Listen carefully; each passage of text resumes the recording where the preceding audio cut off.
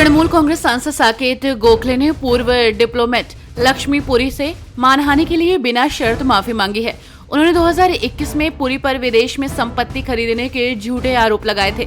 Delhi high court ने गोखले को 50 लाख रुपए का जुर्माना और सार्वजनिक माफी मांगने का आदेश दिया था। गोखले ने सोशल मीडिया पर अपनी माफी जारी की है।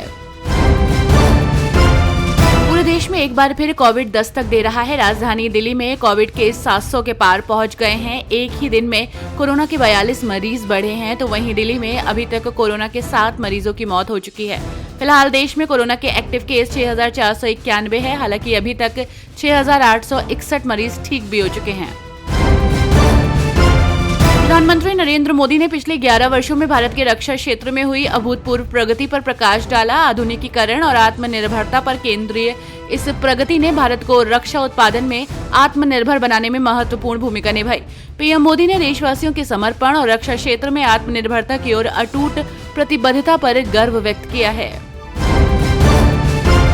राज्यसभा इलाहाबाद हाईकोर्ट के जस्टिस शेखर कुमार यादव के खिलाफ महाभियोग चलाने के लिए जांच समिति का गठन कर सकती है। कहा जा रहा है कि उपराष्ट्रपति और राज्यसभा के सभापति जगदीप धनखड़ नोटिस पर कार्रवाई करते हुए जस्टिस की ओर से दिए गए कथित हेट स्पीच की जांच के लिए जांच समिति गठित कर सकते हैं। उन पर पिछले साल दिसंबर में वीएचपी के एक कार्यक्रम में कथित हेट स्पीच देने का आरोप है।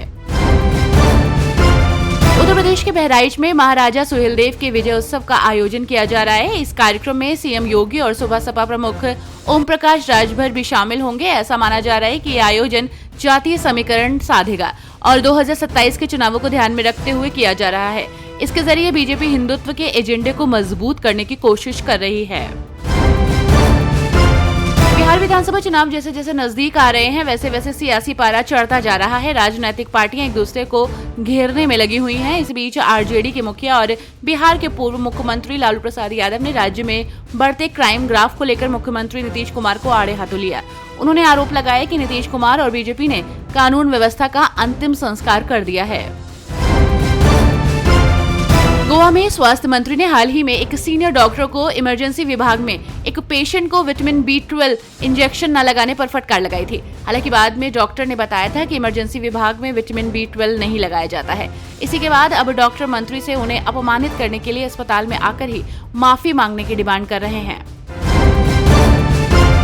राष्ट्रीय स्वयंसेवक संघ के प्रमुख मोहन भागवत ने कानपुर में छात्रों और व्यापारियों से बातचीत की।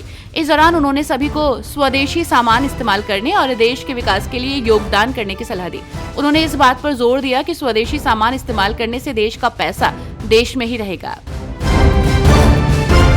असम के मुख्यमंत्री शर्मा ने विधानसभा में कहा था कि कांग्रेस नागरिकता को महत्व नहीं देती क्योंकि उसके एक नेता के परिवार के 4 सदस्यों में से 3 विदेशी हैं। मुख्यमंत्री शर्मा और बीजेपी गौरव गोगोई पर उनकी पत्नी के पाकिस्तान की जासूसी एजेंसी ISI से कथित संबंध को लेकर हमला कर रहे हैं। अमरनाथ यात्रा 3 जुलाई से शुरू होने वाली है। इस यात्रा से पहले नेशनल कॉन्फ्रेंस के अध्यक्ष फारूक अब्दुल्ला का बयान सामने आया है। उन्होंने कहा कि अमरनाथ यात्रा के सफल रहने से देश के बाकी हिस्सों में ये संदेश जाएगा कि कश्मीर में शांति है। अब्दुल्ला ने देश विदेश के श्रद्धालुओं से अमरनाथ यात्रा में ज्यादा से ज्यादा संख्या में भाग लेने की बात कही है।